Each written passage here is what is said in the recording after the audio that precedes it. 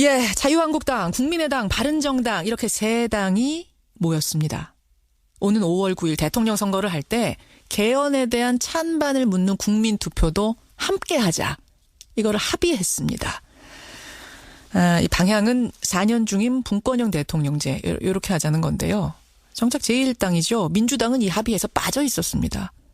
예, 뭐 현실성이 어느 정도 있는가 이건 차치하고 아직 3당이 합의를 거둔 게 아니기 때문에 이 얘기를 좀 가볼 필요가 있을 것 같습니다. 더불어민주당 우상호 원내대표 직접 만나보죠. 우상호 원내대표님 안녕하세요. 네네, 안녕하세요. 이게 사실 굉장히 어마어마한 내용이잖아요. 찬반을 묻는 개헌 투표를 한다. 네. 근데 어제 그 자리에 네. 세 개 당 원내대표가 다 모였는데 우상호 원내대표는 빠지셨어요. 네. 일부러 안 가신 겁니까? 아니면 초대를 못 받아서 못 가신 거예요? 초대를 못 받았습니다. 못 가신 거예요? 모르셨어요? 네네, 그 모임이 있는지도 몰라서. 어허. 아침 회의 마치고 나오는데 기자분들이, 그런 합의가 있었다고 한다, 이렇게 알려줘서. 예. 예, 그때 제가 반응을 보인 것이죠. 그러니까, 개헌을 하려면 200명 이상의 국회의원이 동의를 해야 되는데. 3분의 2? 예, 사실은 3분의 2는 제한선인 것이고. 예. 사실상 1987년 같은 경우는 개헌에 반대표를 던진 국회의원이 2-3명밖에 안 됩니다. 그러니까 사실 300명의 근원 합의로 이렇게 제안을 해도 국민투표에서 부결될 수도 있는 것이 개헌인데 예. 어떻게 그 160석 정도밖에 안 되는 세 당이 예.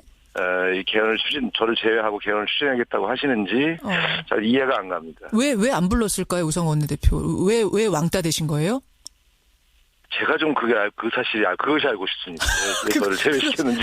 아니, 그러니까 우상호 원내대표가 네. 오면 판이 깨질 것 같아서 워낙 강하게 반대할 것 같으니까 아예 그냥 빼버렸는 모양인데요. 근데 그게 약간 이상한 것이 올해 1월 1일 시작된 개헌특위, 그거를 만들도록 독려하고 지킨 게 저고요. 또,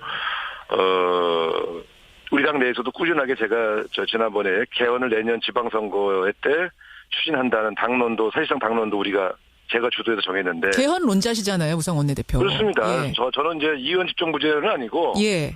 저는 이제 중앙정부의 권한을 지방정부에 가감하게. 예. 이양하는 그런 개헌을 이제 선호하는 편인데. 예. 어쨌든 대통령제가 갖고 있는 폐해를 좀 극복해야 되겠다는 생각은 오래전부터 갖고 있었습니다. 그 생각이 동일한 분인데. 네. 근데 왜 저를 제외하고 그렇게 세 분이 모여서 하니까. 이게 좀 정략적이네 이런 느낌이 드는 것이죠. 그래서 지금 정략적이네. 한 명이라도 더 끌어들여야 되는 거 아닌가요? 근데 잘 이해가 안 갑니다. 자, 왜 우상호 원내대표가 왕따 됐는지 제가 설명드릴게요. 네네. 왜 빠졌냐면, 그러니까 지금 이 세 당의 생각은 대선 선거날 같이 하자는 거예요. 그러니까 대통령 뽑기 전에 개헌이 마무리가 돼야 된다는 생각인 겁니다. 근데 우 원내대표는 그거 반대하시는 거죠? 네, 그렇습니다. 왜 반대하십니까? 반대가 아니고 현실적으로 어렵다. 현실적으로. 그러니까 지금 잘 아시겠습니다만 지금 각 당이 대통령 후보 경선 국면으로 접어들었지 않습니까? 예. 이 상황에서 국회의원들이 각 그 후보자 캠프별로 움직이고 지역에서 선거인단들 모집하고 이런 활동들 하고 있어요. 예.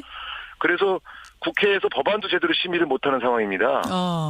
그런데 어떻게 대선 전에 개헌을 하고 그 바뀐 개헌안으로 대통령을 뽑을 수가 있겠어요. 60일 안에. 너무 그러니까 성급하다.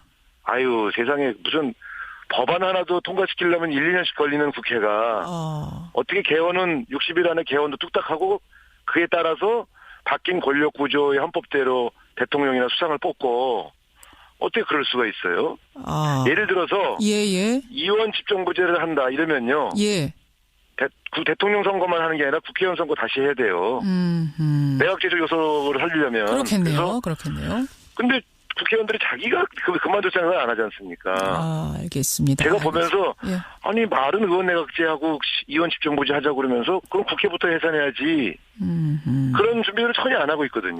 그래서 제가 이게 이제 견제기구로서의 의회로 뽑혀 있는 국회의원들이 권력까지 가져가겠다. 그런 개편을 하면서 그 준비가 안 돼 있는데 왜 자꾸 서두르실까? 왜 그래서 서두르실까? 대선 전 개헌이나 대선과 동시 투표 개헌이 현실적으로 불가능합니다. 알겠습니다. 근데 그쪽에서는 이제 그렇게 정략적이다라고는 얘기를 받아들이지 않으세요. 그러면서 뭐라고 얘기를 하냐면, 네. 이번에 대선 날 국민투표하는 식으로 개헌을 안 하면 개헌 자체가 상당히 또 어려워질 거다. 생각해봐라. 10년 전부터 개헌하자 얘기는 나왔는데 다들 대통령 되고 나면 자기 당에서 대통령 나오고 나면 안 하겠다고 거부하지 않았느냐. 왜냐? 개헌 얘기가 나오는 순간 모든 이슈가 다 개헌으로 빨려 들어가기 때문에 대통령은 그거 받아들이기 싫은 거예요. 이번에 대통령 될 사람도 또 똑같이 그렇게 할 거다. 이거거든요. 그런데 이제 저희 더불어민주당은 사실상 당론으로 내년 이제 지방선거 때 개헌을 못 박지 않았습니까? 2018년, 예. 근데 대통령 되신 분이 대통령 되자마자 개헌 주장하는 것도 안 맞아요, 사실은. 그분은 국가를 제대로 이끌어가는 일을 하셔야죠. 그러니까 저는 대통령이 개헌을 반대만 안 하면 예. 각 당, 그러니까 국회가 주도해서 예. 국회가 사당이 합의하면 개헌할 수 있지 않습니까? 할 수 있죠. 그러니까 제가 볼 땐 과거의 사례는 대통령 후보들이 개헌을 약속하고 안 지킨 사례를 말씀하시는 거고요. 예, 예. 이번에는 대통령 후보들은 시기 정도를 대한 공감대를 좀 형성하고 예. 국회 개헌 투기를 중심으로 국회가 주도하는 개헌을 하자. 저는 그런 주장을 하는 것입니다. 아니, 대통령 후보들도 깬 약속을 당이라고 안 깨겠습니까? 당도 깨버릴 수 더 강력한 아니죠. 약속이란 게 있을까요? 계약이란 게? 제가 볼 때는 대통령 후보들은 개인이고 예. 또 본인이 대통령이 되면 대통령의 업무에 집중을 하다 보니까 나중에 해야지 하다가 못 지키는 거예요. 아하. 그러나 국회가 예? 사당이 합의하면 되는 거 아닙니까? 개헌 시기를. 예를 들어 이제 그 대통령을 못 믿겠다는 거면 그러면 저희 당을 믿으라는 거죠. 당을 믿어라. 네, 왜냐하면 일단 시작은 국회에서 시작을 해야 되는 거니까 개헌의 시작은. 근데 그러면 제가 좀 꼬투리 잡는 건지는 모르겠습니다만 그때 합의했던 사람은 우상호 원내대표고 지금 원내대표가 바뀌어서 생각이 달라졌다. 뭐 이런 식으로 빠져나가려면 또 막 빠져나갈 수가 있어서요. 그러니까 이런 거죠. 원내대표가 내가 개인적으로 약속한다 그러면 그건 믿을 수가 없죠. 예, 예. 사람이 바뀔 수도 있고 예. 그 사람의 입장이 바뀔 수도 있으니까. 예. 그러니까 그래서 제가 더불어민주당 당론으로 내년도 지방선거에 개헌을 못 박았어요. 예, 예. 저희 당으로서는 처음 있는 일입니다. 그렇기 때문에 예. 각 당이 당론으로 정해놓고 각 당의 지도자가 합의를 하면 예. 안 지킬 수가 없죠. 그건 당 대표가 바뀌어도 당론은 유효하거든요. 당론으로 다 못 받고 2018년 그렇습니다. 지방선거에서 개헌 투표하는 걸 못 받고 다 모여서 뭔가 한 장 써도 괜찮겠네요. 뭐 구속력 있는. 제가 협약서 쓸 수 있습니다. 협약서 같은 걸 하나 쓴다. 계약서 비슷한 걸 쓴다. 이 정도 되면 돼도 못 믿겠다는 건 말이 안 된다. 이 말씀이세요. 그거 못 믿겠다 그러면 그러면 그렇게 못 믿는 당에 있는 국회의원들을 끌고서 어떻게 개헌을 합니까? 알겠습니다. 말도 안 되는 얘기지. 그러니까 이게 약간 이중성이 있어요. 그래서 제가 볼 때는 예. 지금 우리가 할 수 있는 최선은 현재 있는 정치 세력들이 언제까지 개헌한다는 것을 협약을 하고 예. 거기에 맞추어서 개헌 내용들을 차근차근 준비해 나가되 예. 국민들은 지금 국회에서 어떤 개헌 내용들이 논의되는지를 전혀 모르시지 않습니까? 그것도 좀 충분히 논의하자. 이 말씀. 충분히 국민들에게도 계속 사안별로 보고를 드리고 예. 또 토론회를 열고 이렇게 해서 소통을 좀 해야 됩니다. 지금 이 합의를 밀고 나간다고 해도 현실성도 없다고 보세요. 통과될 가능성도 없. 왜냐하면 네. 제가 이 질문을 왜 드리냐면 네. 그 세 당 합하면 한 165석 되기 때문에 네. 민주당에서 개헌 이걸 지지하는 사람이 한 35명만 나와주면 사실 통과는 되거든요. 35명 안 나오겠습니까? 제가 그 두 가지 설명을 드릴게요. 예. 일단 국민의당은 아직 이 문제를 놓고 의원총회를 열지 않았습니다. 예, 예. 근데 제가 듣기로는 안철수 후보가 반대한다고 들었습니다. 그렇습니다. 그럼 그 당에 있는 의원의 절반 이상이 반대할 수밖에 없지 않습니까? 아하. 그러면 150석이 안 될 수도 있는 거죠. 애초에 발의자가. 일단 국민의당부터. 발의 단계에서부터 어렵죠.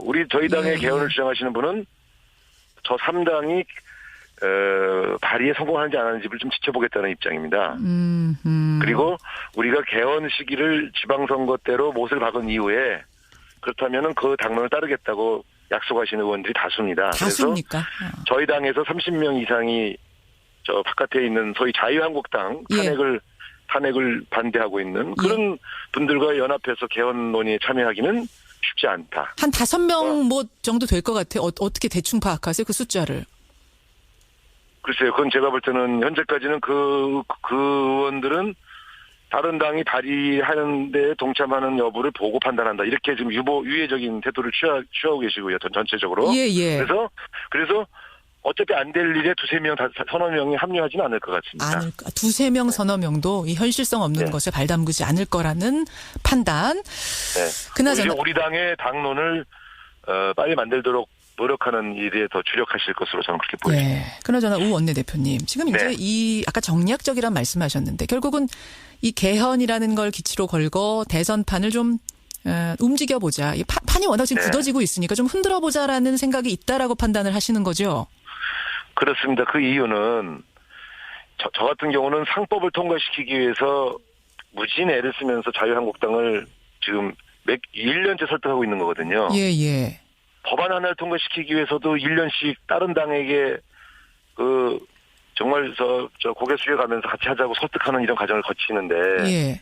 이분들이 개헌을 하자고 하면서 우리 당의 유력한 대선 후보인 문재인 후보를 반개헌파로 몰아붙이고 더불어민주당을 반개헌 세력으로 매도하고 있지 않습니까? 그러니까 저는 우리를 설득하려고 하는 진정성이 없구나. 진정성이 없구나. 우상호 원내대표를 빼고 자기네끼리 모이는 걸 봐도 저거는 공격을 위해서 모이고 있는 것이지 아하. 정말 개헌을 추진하기 위해서 꾸준히 소극적인 사람들을 설득하는 태도는 아니다. 그렇기 때문에 제가 정략적이라고 보는 것이죠. 그렇게 보세요. 제가 이제 이 질문을 왜 드렸냐면 사실은 대표적인 개헌론자인 김종인 전 대표가 민주당 탈당하면서부터 이 개헌 논의가 더 힘을 받고 더 속도를 내기 시작했습니다. 우상호 원내대표 입장에서는 김종인 전 대표 그렇게 나가신 게 못내 아쉽진 않으세요? 좀 안타깝진 않으세요? 저는 당연히 아쉽고요. 저는 전날까지도 그분이 나가실 거라고 전혀 생각을 못했으니까요. 전날까지도 생각 못하셨어요? 네, 예. 그러니까 지금 세간에 알려져 있기는 상법 통과가 안 된 것 때문에 또 개헌의 소극적인 당 지도부 때문에 나가신 것으로 알려져 있지만, 저는 김종인 대표님하고 개헌 문제도 전 개헌을 해야 된다는 얘기를 강하게 말씀드렸고, 그래서 적어도 개헌 문제 때문에 나가신 건 아니라고 저는 생각하고 있습니다. 그런 측면에서 왜 나가셨습니까? 왜 못 잡으셨습니까? 이게 제가 내용을 알 수가 없으니까. 더 열심히. 안 나가실 거라고 생각했으니까 못 잡았어요. 안 나가실 거라고 생각했어요. 나가실 거란 얘기는 그 전부터 한참 전부터 나왔는데요. 저는 그 말을 믿지 않았죠. 그런 기자들의 분석을 안 믿었어요. 왜냐하면 저하고 만났을 때 전혀 그런 얘기 안 하셨기 때문에. 그렇습니까? 그래서 원내대표가 자기 당의 전 대표한테 가서 나가실 거야라고 묻을 수가 없잖아요. 네, 그러니까 저는 당연히 혹시 저한테 의논을 해오신다면 그때 조언을 드려야지 하고 기다리고 있었죠. 문재인 전 대표 가장 강력한 대선 주자이자 김종인 전 대표를 모셔왔던 당으로 문재인 전 대표가 좀 더 나서서 만류했었어야 되지 않느냐 탈당을 이런 이야기도 나오는데 그래서 리더십 얘기까지 나옵니다. 지금 리더십에 문제가 있었던 건 아니냐 어떻게 생각하세요? 지금 대통령 후보 경선에 이슈가 됐기 때문에 제가 말씀드리는 것은 적절치 않아 보입니다. 네. 노코멘트입니까? 네. 왜냐하면 어느 후보의 주장에 제가 동조하는 꼴이 되잖아요. 하지만 개인적으로 아쉬운 건 사실이시고요. 아니, 근데 어쨌든 누구 책임이라고 하기보다는 현재 지도부들의 탈당은 현재 지도부들이 책임을 질 사안이죠. 그건 우상호가 책임질 사안입니다. 알겠습니다. 여기까지 오늘 말씀을 듣고 우상호 원내대표 말씀을 듣고 보니까 사실상 어제의 그 세 개 당의 개헌 합의 현실적으로는 좀 이미 물거품된 거 아닌가 생각은 듭니다만 어렵습니다. 사실. 여러분들은 어떻게 생각하십니까? 여기까지 말씀 듣죠. 우상호 원내대표님 고맙습니다. 네, 감사합니다. 더불어민주당 우상호 원내대표였습니다.